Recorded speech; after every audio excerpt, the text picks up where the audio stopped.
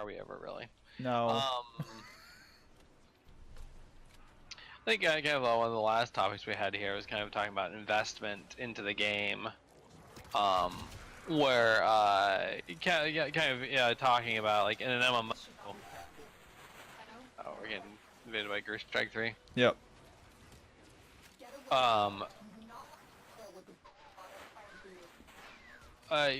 Basically, like, if you're going to roleplay on Star Wars Galaxies or Final Fantasy, you're basically very heavily invested into this. Mm.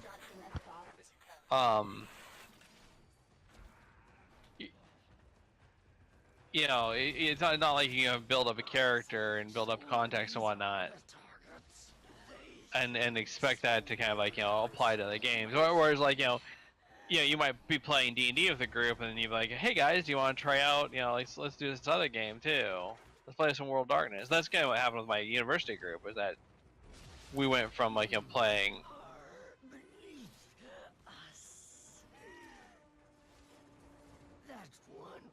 What the heck? Somebody's, I think. All the way back at the beginning. Yeah, I think maybe they didn't even... There's the Phantom. They're dead. One shot. Somebody was struggling, and then I came up and killed them all. It's fine. We got Brack receiver. Yeah. Anyway, what I was saying is like in my university group, like we started playing D&D 2nd edition. We basically then we started playing World of Darkness games. We played Paranoia. We played a lot of other games.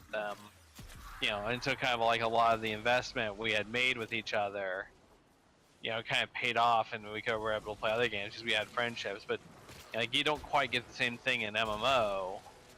You get you potentially get a little bit of that, or you get kind of the reverse of it. Like, oh, I want to escape these people. I'm gonna go to a different game. Right.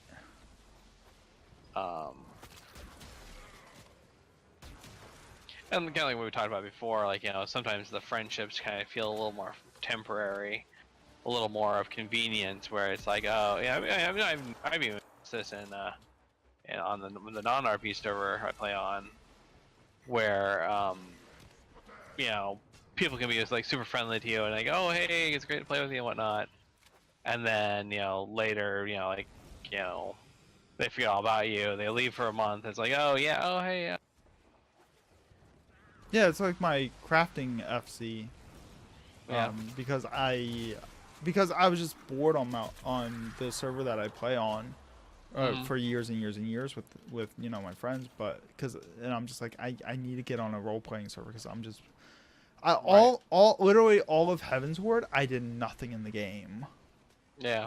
Because I don't like raiding in 14. I'm usually like really big into raiding, but just there's something about raiding in 14 that I don't like. I just don't like it, the systems of it.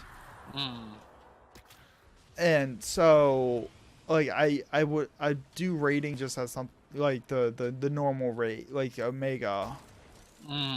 Just as something to do, but I get tired of that real fast. And so like I do nothing in Heavensward the whole time, and then when Stormblood came out and I heard that Mattias was turning into a roleplay server, I'm like, I'm gonna get on that. Right. And so like I've been playing on Mattias for about a year and a half now.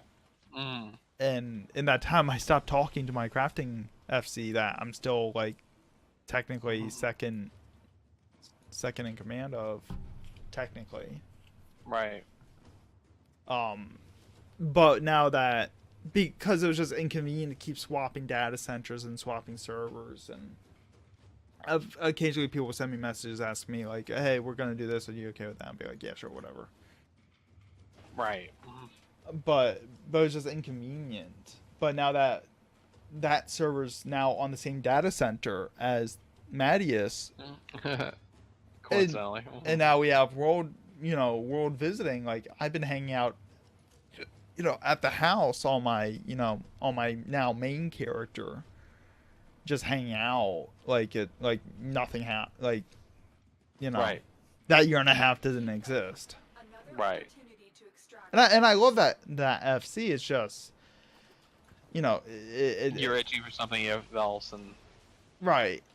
that you weren't getting from it. It's Yeah. a crafting group, and I don't play crafters, so like I can help administrate, but that's about it. Right, right. You've got the leadership experience, but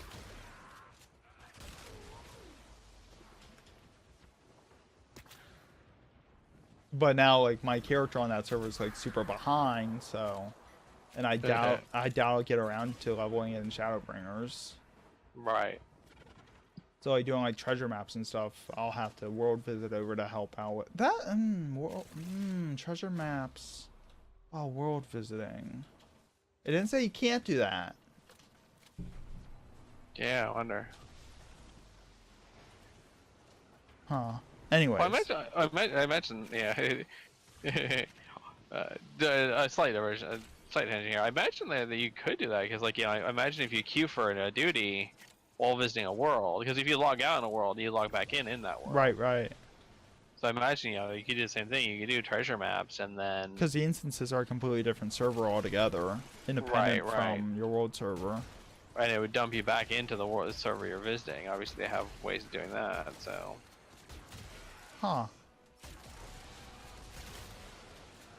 So you could like just make a cross-world party finder, just being like running maps, come to Right. X world.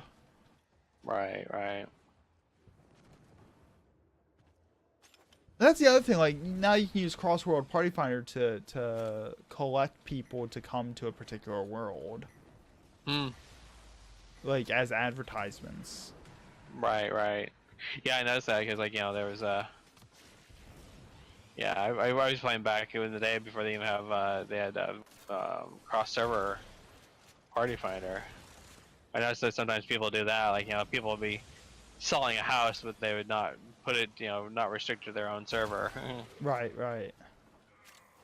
Or whatever, or advertising an event. And it's like, well, it's great, but I can't go to your Belmont event. Right. But now, now I can. And that, I mean, we could talk about like the effects of cross, like, because like Roleplay and Warcraft died from their mega server system. Yeah, like that tends to be the thing. Like I've heard the same thing. People talk about the same thing in Guild Wars 2. Mm-hmm. And generally because there's a lot of, it's hard to meet up with people.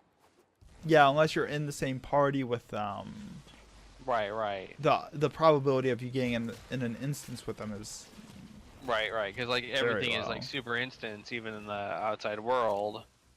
And a lot of story stuff, you know, you're not gonna see other people. So yeah, unless you kind of know and party up with people and meet up. This is kind of one of the downsides of, like, you know, the big kind of, you know, super instanced, heavily instanced worlds, like, you know, in Warcraft. But yeah, kind of the same thing happened with Guild Wars 2, where they kind of like stopped really having much distinction between the servers. But the problem was it would just kind of throw you into essentially whatever instance of the main world that you know. And so like, you know, it's like, okay, we're all gonna go meet up here. Where's Bob? Right, I'm here. Right. Where? I'm right at the point. Where's everybody else? Right. And there's no way to explicitly say I want to meet up with those other people. Yeah. The Old Republic had an instancing server like that too, but it had an interface that lets you see what instances were generated and swap between them, and it would tell you how many people were in that instance. Well, that's cool. So like, you go to a less populated one if you wanted to have more of a closed RP scene or whatnot. Right, exactly. So like my Jedi guild had a tradition of always picking instance 3 when it was open. We would just be like, that's our instance. So like all the other groups knew that if you know, on Tuesday our group was gonna be in instance 3 doing our you know, weekly meeting or whatever.